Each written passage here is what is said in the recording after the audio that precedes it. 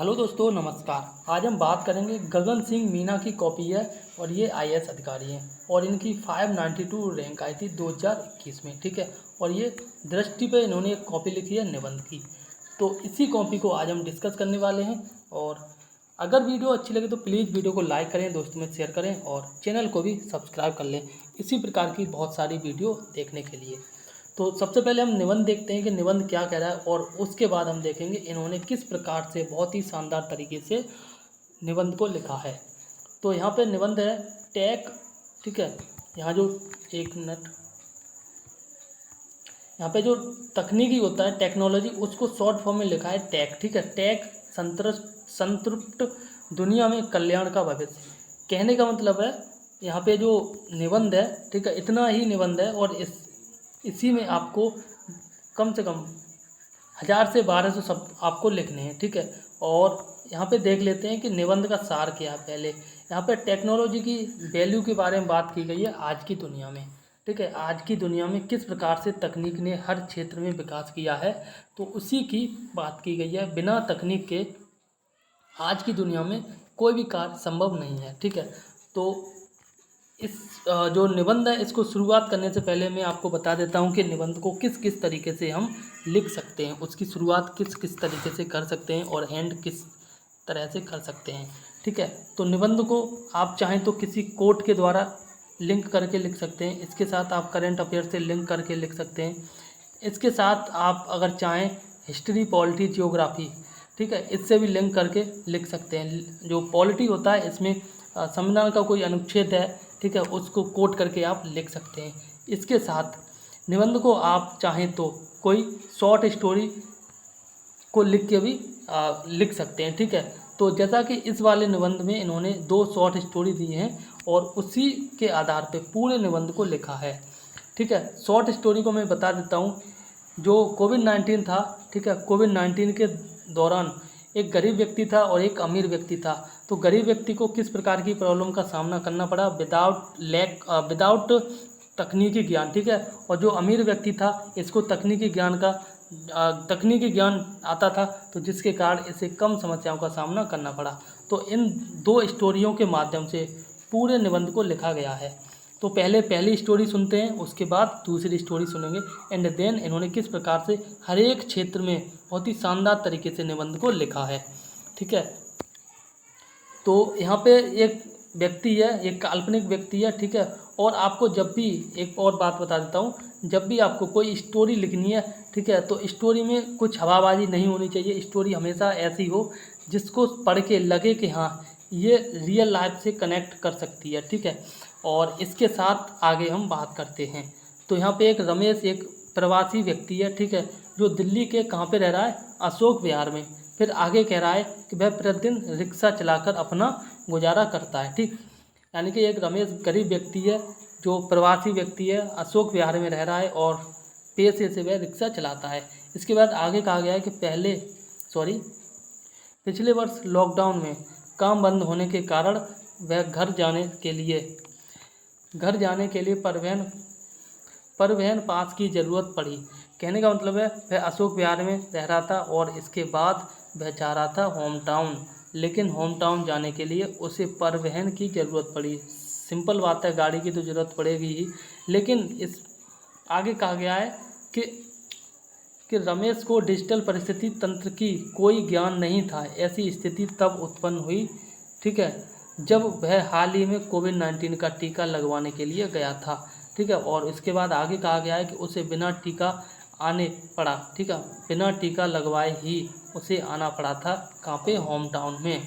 And then आगे यहाँ बात की गई है, क्योंकि वह कोविन लिखा है एप्लीकेशन के बारे में। ठीक है। तो कोविन पोर्टल पंजीकृत नहीं था। इसमें एक तरफ तो उसका रोजगार की हानि हो रही थी और वहीं दूसरी तरफ उसका जो कल्याण है वो भी प्रभावित हो रहा था।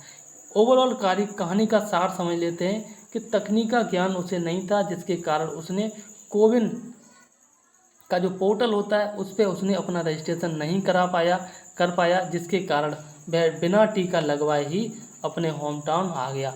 तो यहाँ कहने का मतलब है जो उसे तकनीकी ज्ञान नहीं था, जिसके कारण वह उसने बिना टीका लगवाए ही अपने घर आ गया था, जिसके कारण वह कई लोगों से टच में भी आया होगा। तो इस प्रकार से कोविड-19 का उसका खतरा अन्य लोगों को बढ़ गया होगा, ठीक है। और इसके बाद एक अगली कहानी है, और अगली कहानी में एक आलोक नाम का व्यक्ति है जो दिल्ली में ही रहता है, सॉफ्टवेयर इंजीनियर है। सॉफ्टवेयर इंजीनियर है तो वह पढ़ा लिखा तो होगा ही, ठीक है। और इसके साथ उसके घर पे सारी सुविधाएं हैं, ठीक है। वह सुबह उठता है और इसके बाद आगे कहा गया है कि उसके गीजर स्वतः ही पानी गर्म कर देता है और स्वतः ही उसका दूध भी गर्म हो जाता है। और जैसे ही वह घर से निकलता है, और फिर आगे कहा गया है कि उसकी पल्स ऑक्सीमीटर का डेटा उसे उसकी घड़ी में दिखाई देता है, ठीक है। तो यह एक पढ़ा लिखा व्यक्ति है जिसके पास काफ़ी अच्छा रोजगार है और पैसे भी हैं, और उसके पास आधुनिक सभी सुविधाओं से सुसज्जित है। इसके बाद आगे कहा गया है वह कोविड के टीके के लिए लाइन में नहीं लगता है, क्योंकि ऑनलाइन उसने रजिस्ट्रेशन करा लिया है कोविन पोर्टल पे, और वह पहले से ही रजिस्ट्रेशन करा के, ठीक है, नियंत्रित समय पर जाता है, उसी समय पे जाता है जिस समय पे कोविड का जो कोविन का जो पोर्टल है, ठीक है ना। तो कोविन के पोर्टल में जिस समय दे रखा है टीका का, उसी समय जाता है और लाइन में भी नहीं लगना पड़ता है, और बिना समय खराब किए अपना टीका लगवा लेता है, ठीक है। तो यहाँ पे दो डिफरेंट व्यक्ति हैं, उनकी कहानी को दर्शाया गया है। और इसके बाद अब यहाँ पे निबंध की शुरुआत हुई है, ठीक है। और आगे यहाँ पे कहा गया है कि उपरोक्त दो अलग अलग घटनाएं दर्शाती हैं, और दोनों की जो परिस्थितियाँ वो अलग अलग हैं, ठीक है। एक व्यक्ति है जिसे तकनीकी ज्ञान है, और एक दूसरा व्यक्ति है जिसे तकनीकी ज्ञान नहीं है, ठीक है।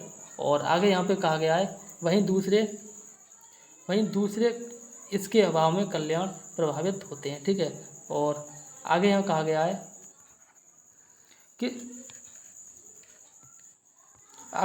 है कि हमें यह जानने के लिए कैसे टेक संतुष्ट दुनिया के भविष्य को बेहतर करेगी। कहने का मतलब कैसे टेक्नोलॉजी है जो दुनिया के भविष्य को बेहतर करेगी, क्या इसमें कुछ चुनौतियां या मुद्दे पैदा होंगे। इसके बाद आगे कहा गया है कि इन्हीं सवालों के जवाब के लिए विषय पर गहन चर्चा की आवश्यकता है। कहने का मतलब है कि आधुनिक युग में बिना तकनीक के क्या किसी आम व्यक्ति का भविष्य सुधर सकता है या भविष्य का कल्याण हो सकता है, तो उसी के बारे में बात की गई है। एंड यहाँ बात की गई है वैल्यू ऑफ टेक्नोलॉजी, ठीक है। तो इसकी बात की गई है आधुनिक युग में। एंड आगे यहाँ कह रहा है कि यह जानना भी समाचीन होगा कि टेक संतुष्ट है क्या। आखिर जो टेक्नोलॉजी है, तकनीकी युग है क्या, इसकी भी जानकारी होना जरूरी है। इसके बाद कह रहा है कि टेक को तकनीकी के उच्चतम स्तर को कहा जाता है, मतलब जो तकनीकी सुधार हो रहा है आज की डेट में, इसके उच्चतम स्तर को कहा जाता है टेक संतुष्ट, ठीक है। और आगे यहाँ कहा गया है कि जब यह अपनी प्रारंभिक अवस्था में था, ठीक है, जब यह अपनी प्रारंभिक अनुसंधान की अवस्था में था, उस समय पारंपरिक अवस्था से में आकार चरम स्थिति पर पहुंच गए। कहने का मतलब है जब यह शुरुआत की अवस्था में था, तब से यह आज चरम अवस्था में पहुंच गया है तकनीकी, ठीक। एंड आगे यहाँ कहा गया है कि तकनीकी की संतृप्तता की स्थिति में दुनिया के दैनिक जीवन से कार्य के लेकर कार्यालय तक अधिक से अधिक सुगम होते जा रहे हैं। कहने का मतलब है यहाँ पे दैनिक जीवन से लेकर और आपके ऑफिस तक के सभी कार्यों को तकनीक के माध्यम से किया जा रहा है। एक भी ऐसा कार्य नहीं है जिसको बिना तकनीकी के माध्यम से किया जाए, ठीक है। आप सुबह घर में उठते हैं और वहाँ से आप ऑफिस में जाते हैं, ठीक है। तो ये सारे काम, हर एक काम को तकनीकी माध्यम से ही किया जा रहा है, या कह सकते हैं कि तकनीकी का सहारा लिया जा रहा है। और आगे कहा गया है कि प्राचीन समय से लेकर तकनीकी का विकास काल जारी रहा है। कहने का मतलब प्राचीन युग से लेकर और अभी तक, ठीक है, अभी तक तकनीकी का विकास कंटिन्यूअस है, चाहे आर्यभट्ट का समय रहा हो, चरक का समय रहा हो, या फिर सुश्रुत का समय रहा हो, ठीक है। इसके बाद यहाँ हड़प्पा कालीन भी सभ्यता का भी जिक्र किया गया। हड़प्पा, मोहनजोदड़ो जैसी सभ्यता में भी तकनीकी का विशेष उपयोग किया गया है। यहाँ थोड़ा ब्लर है तो इसे छोड़ देते हैं। आगे यहाँ कहा गया है कि औद्योगिक क्रांति के बाद, ठीक है, औद्योगिक क्रांति के बाद आप ये छोड़ देते हैं, आविष्कार हो या फिर बिजली है और ये कंप्यूटर है, रॉकेट की खोज की गई है। वो मनुष्य को बैलगाड़ी के युग से लेकर रॉकेट के युग तक पहुंचा दिया है। कहने का मतलब है यहाँ पे तकनीकी ने मनुष्य को बैलगाड़ी के युग से लेकर और एरोप्लेन के या रॉकेट के युग तक पहुंचा दिया, जहां बैलगाड़ी के द्वारा लोग 1 या 2 किलोमीटर या 10 किलोमीटर की दूरी घंटों में तय करते थे, वहीं हजारों किलोमीटर की दूरी मिनटों में तय हो जाती है रॉकेट या ये एरोप्लेन के माध्यम से, ठीक है। और इसी प्रकार से यहाँ तकनीकी की जो वैल्यू की बात करते हुए आगे कहा गया है कि तकनीकी प्रौद्योगिकी तथा स्पेस तकनीकी के बाद मानव दुनिया ने एक दिशा प्राप्त की, ठीक है। और आगे कहा गया है कि उन जगह तक अपने मशीनों को भेज दिया जहाँ की कल्पना करना भी मुश्किल था, ठीक है। तकनीकी ने दुनिया को इतना ज़्यादा बदल दिया है कि तकनीकी के माध्यम से वैज्ञानिकों ने मशीनों को ऐसी ऐसी जगह पर भेज दिया जहाँ पे कल्पना करना भी एक सपने के बराबर था, ठीक है। और आगे कहा गया है कि वर्तमान में टेक युग के कारण मनुष्य चंद्रमा पर जा सकता है, ठीक है। तकनीकी के कारण ही मनुष्य आराम से चंद्रमा पर जा सकता है। और इसके बाद आगे कहा है कि अंतरिक्ष में स्पेस स्टेशन बना दिया है, ठीक है। और मनुष्यों का उपचार किए बिना शारीरिक संपर्क हो रहा है। इसी प्रकार से आपको लिखना है, बहुत ही शानदार तरीके से आप देख सकते हैं। और इसको भी लास्ट में थोड़ा देखते हैं। यहाँ पे इसके साथ ये चाहते तो एजुकेशन में जो आज क्रांति आई है इसको भी बहुत ही शानदार तरीके से लिख सकते थे। जैसे सबसे बड़ी क्रांति है यूट्यूब पे। पहले ऑफलाइन क्लास में पढ़ा करते थे, लेकिन आज की डेट में मैक्सिमम बच्चे यूट्यूब पे ऑनलाइन पढ़ रहे हैं, एप्लीकेशन के माध्यम से पढ़ रहे हैं। ये सब किसके कारण है? तकनीकी के कारण है, ठीक है। बिना तकनीकी के यह संभव नहीं था। इसके बाद आगे कहा गया है कि दुनिया में रोजगार के अवसरों में वृद्धि हुई है और इसके साथ वर्क फ्रॉम होम, ठीक है। ये वर्क फ्रॉम होम की संकल्पना है, ये कोविड-19 के बाद ही शुरू हुई है, ठीक है। और इसके बाद आगे यहाँ पे कहा गया है, कहने का मतलब है यहाँ पे आपको केवल और केवल टेक्नोलॉजी के बारे में आपको बात करनी है, ठीक है। टेक्नोलॉजी की प्लस पॉइंट के बारे में बात करनी है कि आप जो आम ज़िंदगी है और इसके साथ साथ ऑफिस वाली ज़िंदगी है, इन सारी ज़िंदगी को किस प्रकार से टेक्नोलॉजी ने बदल के रख दिया है। इसके बाद आगे यहाँ पे कहा गया है कि दुनिया का भविष्य एक तरफ जलवायु परिवर्तन से प्रभावित हो रहा है, वहीं दूसरी तरफ तकनीकी उन्नति के कारण फुटबॉल जैसे मैदानों में व्यक्ति की गतिविधियों से बिजली बनेगी, ठीक है। और आगे कहा है कि दुनिया में हाइड्रोजन ऊर्जा सोलर सेल का आगमन पर्यावरण के साथ मनुष्य का कल्याण सुनिश्चित करेगा, ठीक है। तो इसी प्रकार से फिर आगे भी कहा गया राजनीति के बारे में कि राजनीति भी टेक संतृप्तता से अछूता नहीं रहेगा, बल्कि ब्लॉकचेन बिग डेटा के कारण चुनावों का संचालन, पारदर्शिता और जवाबदेहिता में भी तकनीकी का वृद्धि हुई है और तकनीकी का सहायता की जाती है। और इसके साथ आगे कहा गया है कि सरकारें बेहतर नीति निर्माण, डेटा विश्लेषण के आधार पर सूचित निर्णय, वहीं नीति क्रियान्वयन में एआई द्वारा बेहतर लक्ष्यीकरण व निगरानी सुनिश्चित होगी।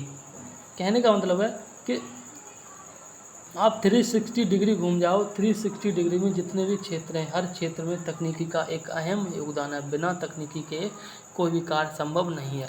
आप एजुकेशन की बात कर लें, आप इकोनॉमिक्स की बात कर लें, ठीक है, आर्थिकी की बात कर लें, आप पॉलिटी की बात कर लें।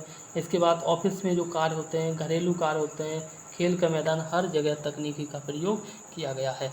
और इसके बाद फिर आगे कहा गया है कि राजनीति ही नहीं बल्कि देश की रक्षा सुरक्षा, ठीक है। राजनीति के साथ साथ यहाँ पे देश की रक्षा के बारे में बात की गई है, सुरक्षा के बारे में बात की गई है, क्योंकि आजकल तकनीकी के माध्यम से विभिन्न प्रकार के रॉकेट और वेपन बनाए जा रहे हैं, जो भी तकनीकी के माध्यम से बनाए जा रहे हैं। और इसके साथ इनकी क्षमता भी ऐसी है कि ये चाहें तो ये मिनटों में किसी देश का नामो निशान नक्शा से मिटा सकते हैं।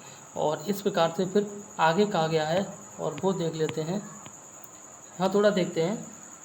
और यहाँ पे कहा गया है कि इतना ही नहीं है कि जीपीएस, IRNSS जैसे स्थानिक प्रौद्योगिकी आपदा प्रबंधन नियोजन में सहयोगी होगी तथा राष्ट्र व देश के विकास में प्रोत्साहित करेगी।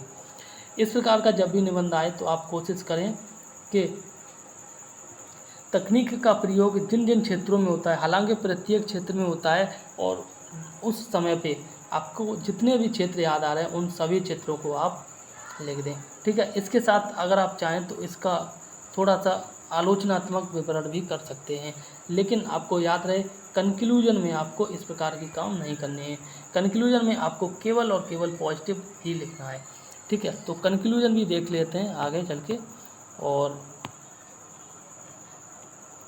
यहाँ पे आगे कहा गया है, और यहाँ कहा गया है देखो आतंकवादी, और इसके बाद ये लिखा है अपराध, साइबर अपराध। ठीक है, ट्रोलिंग, वायरस, फिरौती जैसे अनैतिक कार्य भी, ठीक है, अनैतिक कार्य भी तकनीकों के माध्यम से किए जा रहे हैं। एक और है साइबर क्राइम, साइबर क्राइम भी तकनीकी के माध्यम से किया जा रहा है। ठीक है, इसके बाद आगे कहा गया है कि इसके लिए आवश्यक होगा कि एआई व अन्य तकनीकों में असीमों नियमों को लागू करना। यहाँ पर आलोचनात्मक विवरण किया गया है। ठीक है, तकनीकी का यहाँ पहले फ़ायदा के बारे में बात की गई, उसके बाद तकनीक के माध्यम से किन किन नुकसानों की बात की जाती है या होता है उसकी बात की गई है, और इसके बाद इसके जो समाधान है इसके बारे में बात की गई है। ठीक है, देखो बॉडी किस प्रकार से लिखनी है, पहले तो आप जैसे तकनीक की बात है, ठीक है, तकनीक के 360 डिग्री फ़ायदे बताएं। ठीक, इसके बाद आलोचनात्मक विवरण बताएं। ठीक है, और इसके बाद इसके सुझाव बता दें। ठीक है, और निबंध जब भी लिखें आप कोशिश करें पॉइंटों में, ठीक है, 1 2 3 करके, इस प्रकार से ना लिखें, इस प्रकार के लिखने से बचें। और जैसा कि यहाँ पे लिखा गया है कि एक पैराग्राफ लिखें, उसके बाद दूसरा पैराग्राफ लिखें, फिर तीसरा पैराग्राफ लिखें, और इस प्रकार से लिखें। लेकिन आपको किसी भी पैराग्राफ में सेम वर्ड या सेम स्टोरी नहीं लिखनी है। ऐसा मत करना कि यहाँ भी कंप्यूटर के बारे में लिख दिया और यहाँ भी कंप्यूटर के बारे में लिख दिया, नहीं। यहाँ पे अगर कंप्यूटर तकनीक के बारे में लिखी गई, यहाँ पे पॉलिटी के बारे में लिखो, पॉलिटिक्स के बारे में, यहाँ पर एजुकेशन के बारे में लिखो। इस प्रकार से अगर आप लिखेंगे तो ज़्यादा ही बेहतर कर पाएंगे। और इसके बाद आगे यहाँ कहा गया है वो देख लेते हैं। देखो यहाँ ऊपर रिक्शे वाले की स्टोरी बताई गई थी, और वहीं यहाँ पर कंक्लूजन के रूप में लिखा गया। ठीक है, और यहाँ पे कहा गया है कि एक रिक्शा चालक के साथ अशोक सिंह जैसे इंजीनियर का कल्याण साथ साथ सुनिश्चित हो, किसी ने ठीक ही कहा है। और यहाँ पर कोट लिखा गया है। ठीक है, इन्होंने किस प्रकार से क्वेश्चन को लिखा, देखो एक 2 स्टोरी दी थी। ठीक है, फिर तकनीकी के विभिन्न क्षेत्रों का वर्णन किया है, और जब कंक्लूजन में आए तो कंक्लूजन में इन्होंने पुनः स्टोरियों का सार बताते हुए और दोनों स्टोरियों को इकट्ठा लिया है, और इसके बाद एक कोट के साथ इन्होंने बहुत ही शानदार तरीके से कंक्लूजन दिया है। और कंक्लूजन में एक थोड़ी सी शॉर्ट स्टोरी लिखी है। इस शॉर्ट स्टोरी को आप किसी का महान व्यक्ति है उसके द्वारा लिखी गई है, तो इसी प्रकार की शॉर्ट स्टोरी लिखें। कोशिश करें कि अपनी बनाई हुई स्टोरी ना लिखें। और इसके बाद यहाँ कहा गया है कि दुनिया पहुँची चाँद पर, तुम यहीं रह जाओगे, और तकनीकी से मिला तो हाथ, नहीं तो मिट्टी में मिट्टी की भीत सा ठहर जाओगे।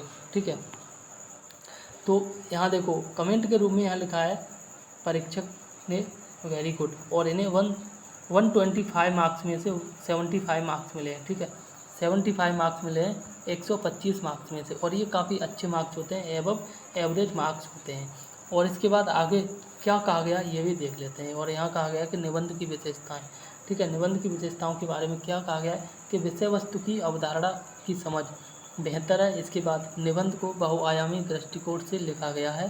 ठीक है, और इसके बाद फिर आगे कहा गया है, और ये कहा गया है कि भाषा प्रवाह, ठीक है, भाषा प्रवाह एवं प्रस्तुतिकरण के स्तर पर बेहतर प्रयास किया गया है। प्रस्तुतिकरण इंट्रो, और इंट्रो में इन्होंने 2 स्टोरी दी हैं। ठीक है, सिचुएशन को समझते हुए, तो इस प्रकार से कह सकते हैं कि इन्होंने जो स्टोरी लिखी है वो बहुत ही शानदार तरीके से लिखी थी, और इसी प्रकार से आपको भी लिखनी है। एंड आगे यहाँ कहा गया है कि परिचय और निष्कर्ष लिखने का तरीका बहुत ही शानदार है। ठीक है, तो इस प्रकार से इन्होंने बहुत ही अच्छे तरीके से लिखा है। तो